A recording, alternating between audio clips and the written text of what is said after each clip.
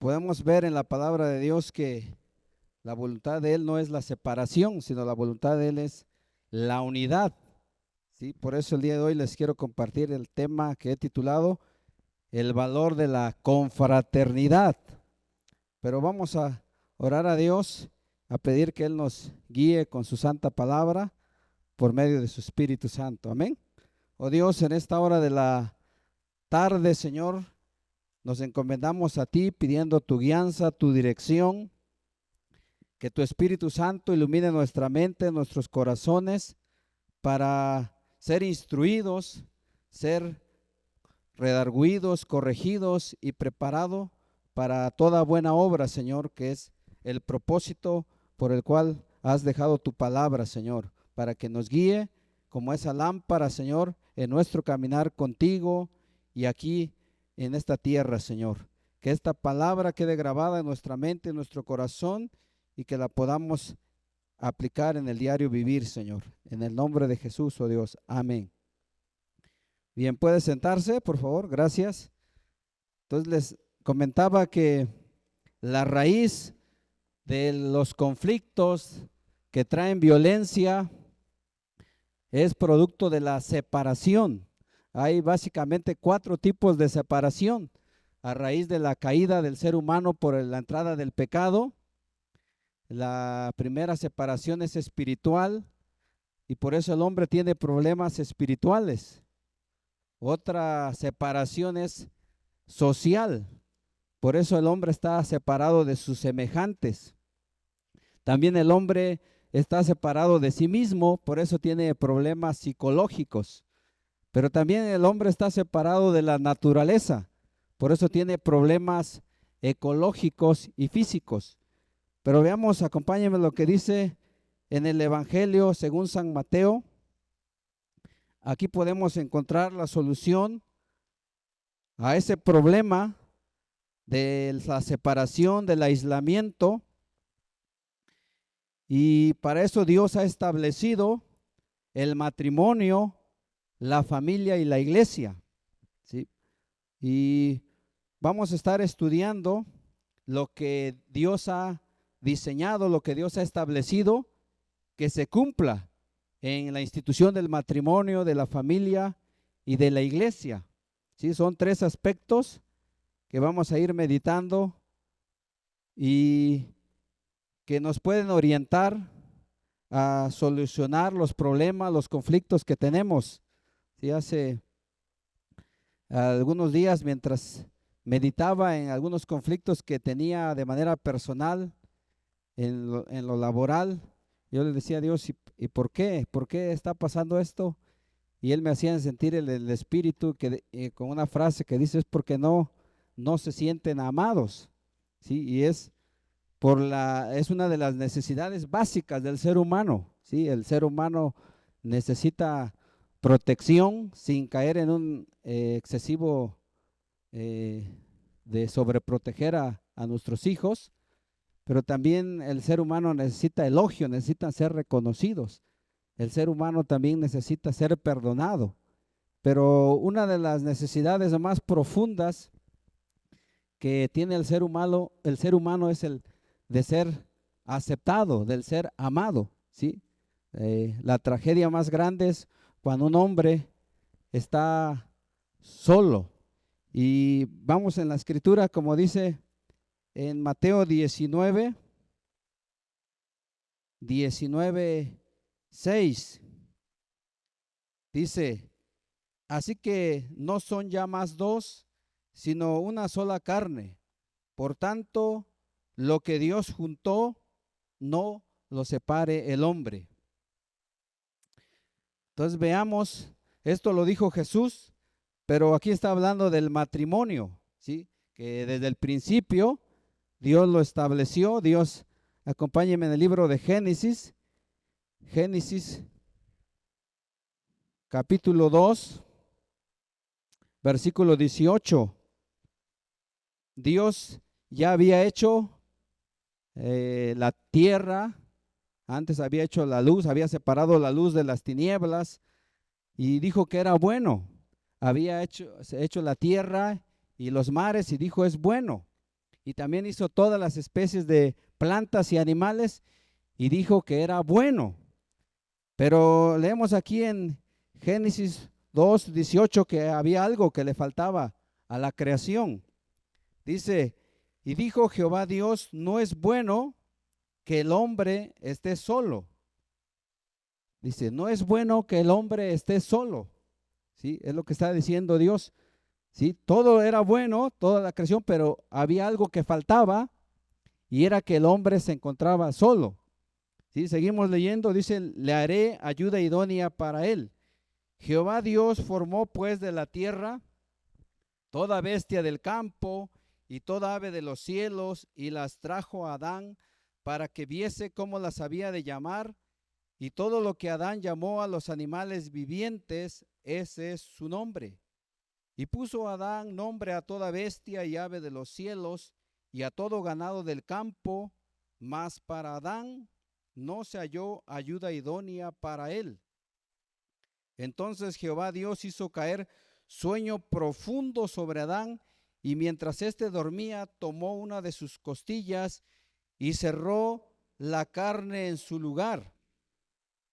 Y de la costilla que Jehová Dios tomó del hombre, hizo una mujer y la trajo al hombre.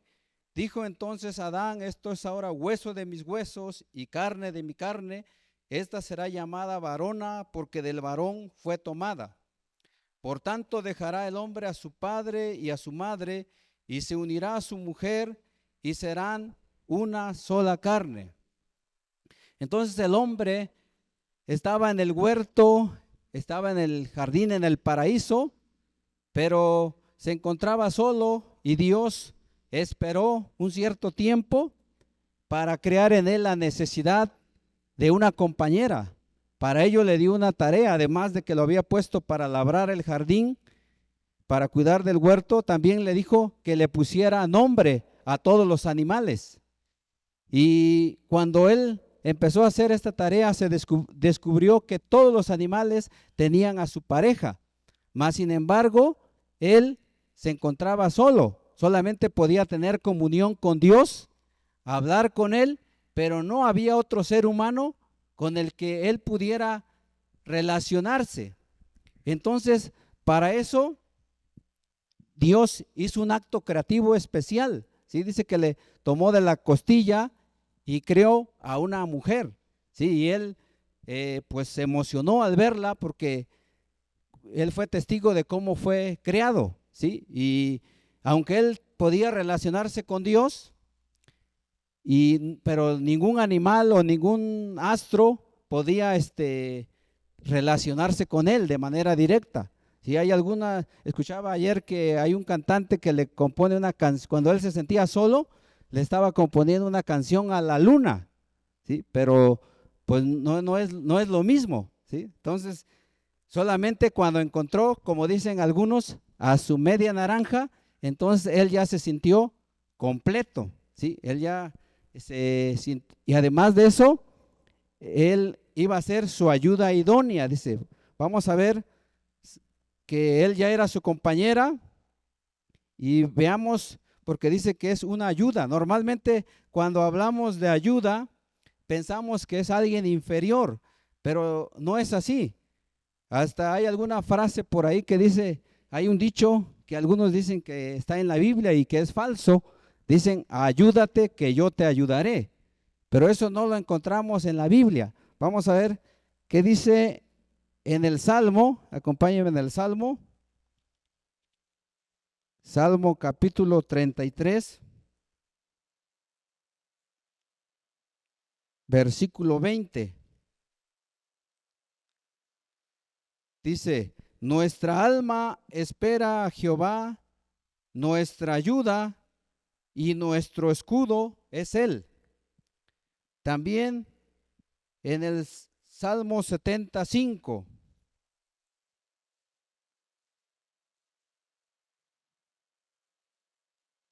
Dice, yo estoy afligido y menesteroso. Apresúrate a mí, oh Dios. Ayuda mía y mi libertador eres tú. Oh Jehová, no te detengas. El salmista le está diciendo a Dios que Él es su ayuda.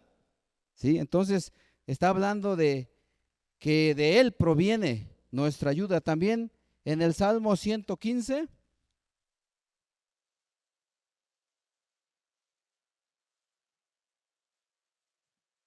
Salmo 115, versículos 9 al 11.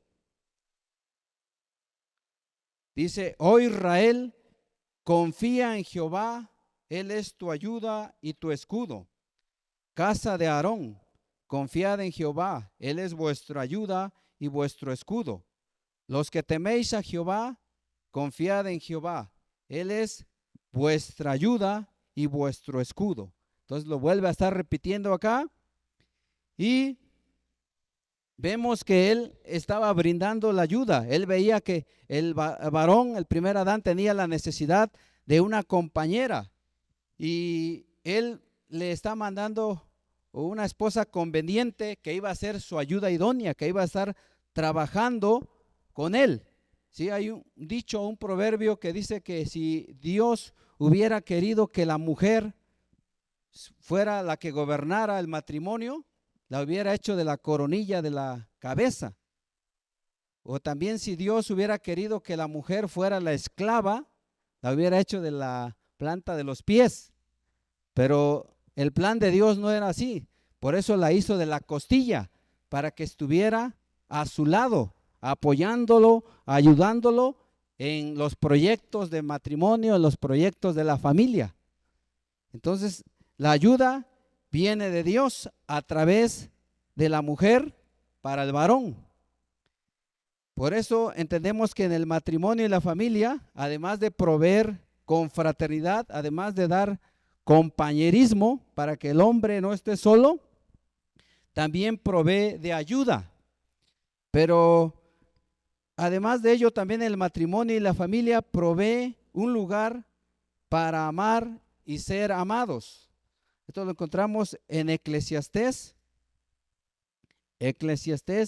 capítulo 9, versículo 9. Dice la Biblia: goza de la vida con la mujer que amas, todos los días de la vida de tu vanidad que te son dados debajo del sol, todos los días de tu vanidad, porque esta es tu parte en la vida y en tu trabajo con que te afanas debajo del sol.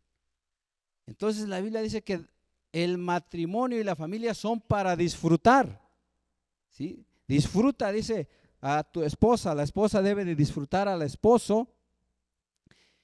Pero no solamente hablamos del amor romántico, del amor sexual, sino también del amor ágape, cuando el esposo se da para el bien de su esposa, para el bien de la otra persona, es cuando está demostrando el verdadero amor. Y dice que lo disfrutes, porque esta bendición de tener una esposa, dice la Biblia, el que haya esposa haya el bien y alcanza la benevolencia de Dios, es solamente de manera temporal, ¿sí? Aunque yo quisiera, o a veces le digo a mi esposa, yo quisiera que estuviéramos casados por toda la eternidad, solamente es para estar acá en la tierra. Por eso no debemos de perder el tiempo en riñas, en pleitos, en disputas o estar descontentos o amargados, sino dice aquí la Escritura que debemos de estar gozosos, ¿sí? Debemos de estar alegres en medio de toda situación, de toda dificultad. Vamos a tener ahí una compañera que nos va a animar cuando nos sintamos solos. Vamos a tener una compañera que nos ayuda también para la crianza de los hijos, ¿sí? Los hijos se deben de sentir seguros en el hogar. En el hogar debemos de aprender a respetarlos en medio de sus diferencias y de la singularidad de la persona de cada quien, porque todos son diferentes, todos tienen temperamentos y personalidad diferente. ¿Sí? A veces los hijos nos cuestionan y dicen: ¿y por qué a mi hermana le diste esto? ¿Por qué le compraste aquello? Pero los padres debemos de ser sabios para saber cómo tratar a cada uno de ellos, ¿sí? A veces los hijos tienen sus propios temores, sus propias luchas, sus propias dificultades, Entonces debemos saber cómo escucharlos, cómo atenderlos y cómo hacer cosas juntos con ellos también. A veces con la familia podemos salir a un viaje, ir de paseo, salir a caminar al aire libre, quizás más cuando son pequeños, ¿no? Cuando ya van siendo adolescentes, ya como que se quieren separar, pero en medio de todo ello podemos encontrar actividades que mantengan al matrimonio y a la familia unidas, ¿sí? Que nadie quede aislado o marginado, ¿sí? Hay una anécdota de un niño al que tenía una marca en la cara que le cruzaba todo desde los párpados, toda la cara hasta el pecho, y una persona le preguntó cómo le hiciste, porque él se ganaba la vida en público, pero dice, ¿cómo le hiciste para superar ese complejo, ese trauma?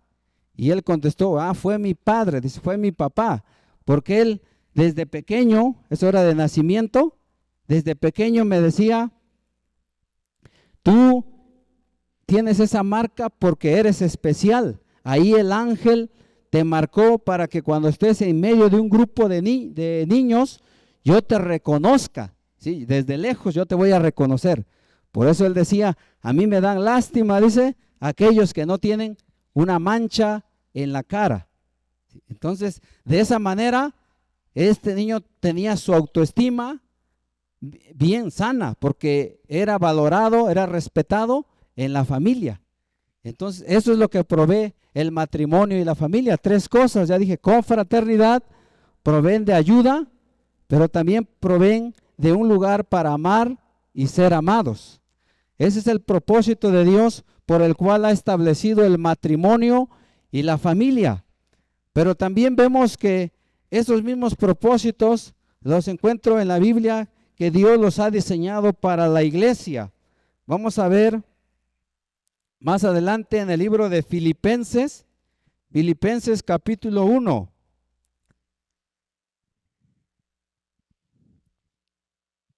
Esos valores de la confraternidad, del compañerismo, el valor de la ayuda y el valor del amor, los encontramos en la Biblia en tres siervos de Dios. Eso lo encuentro en Filipenses capítulo 1, versículos 21 al 26. Dice, porque para mí el vivir es Cristo y el morir es ganancia. Mas si el vivir en la carne resulta para mí en beneficio de la obra, no sé entonces qué escoger, porque de ambas cosas estoy puesto en estrecho, teniendo deseo de partir y estar con Cristo, lo cual es muchísimo mejor, pero quedar en la carne es más necesario por causa de vosotros. Y confiado en esto sé que quedaré, que aún permaneceré con todos vosotros, para vuestro provecho y gozo de la fe, para que abunde vuestra gloria de mí en Cristo Jesús, por mi presencia otra vez en vosotros. La circunstancia que estaba viviendo el apóstol Pablo al escribir esta carta es que él se encontraba preso en la cárcel y le estaban a punto de darle un veredicto. Iba a ir a juicio ante el César y estaban a punto ya de ser sacrificado. Por eso, pero el apóstol Pablo por eso está diciendo que él no le teme a la muerte. Dice, para mí el vivir es Cristo y el morir es ganancia. Estaba como en un dilema. Dice, puedo estar separado ya de ustedes, de la iglesia, y puedo ir a la presencia de Dios, pero que sería, dice, mucho mejor, pero es necesario que por causa de la obra esté todavía con ustedes para seguirlos guiando, seguirlos discipulando, seguirles ayudando a edificar su fe. Es lo que está diciendo el apóstol Pablo. Pero él no estaba solo, él también tenía colaboradores, tenía compañeros de milicia, tenía a los que le ayudaban. Entre ellos está Timoteo. Vemos, acompáñenme en Filipenses capítulo 2, versículo 19. Dice, espero en el Señor Jesús enviaros pronto a Timoteo, para que yo también esté de buen ánimo al saber de vuestro estado, pues a ninguno tengo del mismo ánimo y que tan sinceramente se interese por vosotros, porque todos buscan lo suyo propio, no lo que es de Cristo Jesús. Pero ya conocéis los méritos de él, que como hijo a padre ha servido conmigo en el evangelio. Así que a este espero enviaros luego que yo vea cómo van mis asuntos. Y confío en el Señor que yo también iré pronto a vosotros. El deseo de Pablo era todavía volver a ir a visitar a los hermanos de Filipos, pero en la cárcel lo estaba acompañando Timoteo. Timoteo había acompañado al apóstol Pablo en su segundo viaje misionero y en ese tiempo se estableció la iglesia de Filipos. Y le está diciendo que les iba a llevar noticias Pablo iba a enviar noticias a través de Timoteo a la iglesia de Filipos.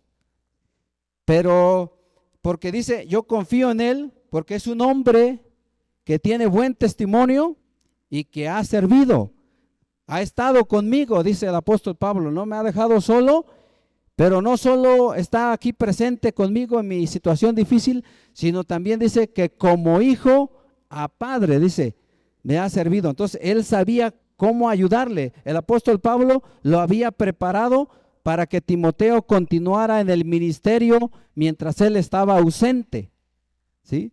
Y también no solamente era él, sino también vemos a otro más que era, dice, Epafrodito. Vamos a leer desde el 25 en adelante. Dice, mas tuve por necesario enviaros a Epafrodito, mi hermano y colaborador y compañero de milicia, vuestro mensajero y ministrador de mis necesidades, porque él tenía gran deseo de veros a todos vosotros y gravemente se angustió porque habíais oído que había enfermado, pues en verdad estuvo enfermo a punto de morir, pero Dios tuvo misericordia de él, y no solamente de él, sino también de mí, para que yo no tuviese tristeza sobre tristeza. Así que le envío con mayor solicitud, para que al verle de nuevo os gocéis y yo esté con menos tristeza. Recibidle pues en el Señor con todo gozo y tened en estima a los que son como él, porque por la obra de Cristo estuvo próximo a la muerte, exponiendo su vida para suplir lo que faltaba en vuestro servicio por mí. Entonces vemos que lo que caracteriza a estos tres siervos de Dios, a Pablo, a Timoteo y a Epafrodito, es que ellos no vivían vidas egoístas, no vivían solo para sí mismos, como dice que lo hacían algunos de la iglesia. Dice en la escritura, porque todos buscan lo suyo propio, no lo que es de Cristo Jesús, sino ellos habían entendido que Jesucristo los había salvado con el propósito de servir a los demás, de discipularlos, de prepararlos para que fueran de ayuda y también para que aprendieran a amar y a ser amados, así como el apóstol Pablo lo hacía hasta el punto del sacrificio. Él en otra parte de la escritura dice, aunque yo con el mayor placer gastaré lo mío, dice, aunque amándoles más, sea amado menos. Ese era el principio que tenía el apóstol Pablo, ¿sí? Él no estaba esperando que le agradecieran o le recompensaran, aunque tenía derecho a ello. Y también lo vemos que él está recomendando, en este caso, a Epafrodito. Epafrodito era un anciano de la iglesia de Filipos y él había llevado una ofrenda, había llevado dinero al apóstol Pablo. Y mientras estuvo ahí con él enfermó. Dice que fue una enfermedad grave, que estaba a punto de morir. Mas sin embargo, se recuperó y entonces Pablo otra vez lo envía de regreso a la iglesia de Filipos y les está recomendando y le dice, recíbanlo, dice, como, como alguien importante. Él es valioso para ustedes, es lo que está diciendo el apóstol Pablo, porque dice, ténganlo en alta estima, dice, reconózcanlo, porque este varón es un siervo que ha estado conmigo y ha estado al punto de dar su vida por causa de la obra. Entonces nosotros también debemos de aprender a reconocer a los que sirven a Dios. ¿Sí? En el mundo, pues la gente reconoce a los que destacan en la música, a los que destacan en el deporte, en algún grado académico, en alguna obra que hacen para la humanidad, pero también en la iglesia podemos aprender a practicar eso, de reconocer a los que sirven a Dios, de valorarlos, de amarlos, ¿sí?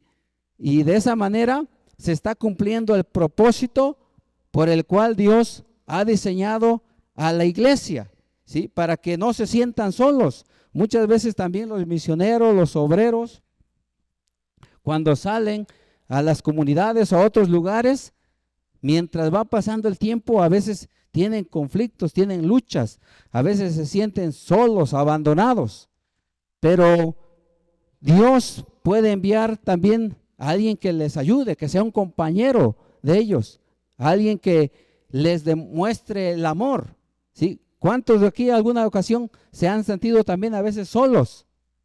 ¿Verdad? Varios. Y también a veces, ya hace unos días estaba yo escuchando en la radio una canción de Oscar Medina que se llama No andarás en soledad, y esa empieza así: qué triste es en la vida andar cuando no tienes amigos, dice. Y estaba yo escuchándola y decía, ¿a poco yo estos días me he estado sintiendo solo? Y efectivamente así también me sentía. Entonces Dios trajo una visita de unos hermanos conocidos de hace muchos años en una comunidad donde nosotros trabajamos, y llegaron y decía, tenga, y ya nos llevaron cosas ahí para comer, y yo decía, no, pues qué bien se siente, porque Dios se manifiesta de esa manera para mostrar el amor.